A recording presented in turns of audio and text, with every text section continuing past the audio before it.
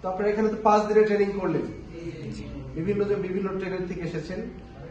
তো আগের এই ট্রেনিং শুরুর আগের একরকম ছিল মানসিকতা, এখন অন্যরকম হয়ে গেছে, তাই না? আমরা সফল হতে পারবো না? সফল হতে কি লাগবে বলেন তো? আর আর সততাও তো লাগবে নাকি? সততাও লাগবে, পরিশ্রম লাগবে, আর হচ্ছে ধৈর্য ধরে লেগে থাকতে হবে। এই কয়েকটা বিষয় যদি নিজেদের ভিতরে প্র্যাকটিস করতে পারেন তাহলে সফল হতে পারবেন। আর সফলতার মিনিং বিভিন্ন ধরনের।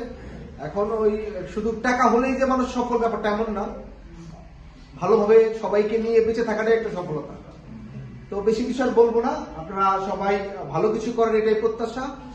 আর হচ্ছে যেটা আমি বলবো সেটা হচ্ছে যে সৎ থাকার চেষ্টা করবেন, মানুষের উপকার করার চেষ্টা করবেন। দেখবেন সৃষ্টিকর্তা আপনাদের জন্য উপকার করবে, আপনাদের ভালো কিছু করে দেবে। সবার জন্য আবার শুভকামনা রইল, সবাই ভালো থাকবেন। আল্লাহ হাফেজ।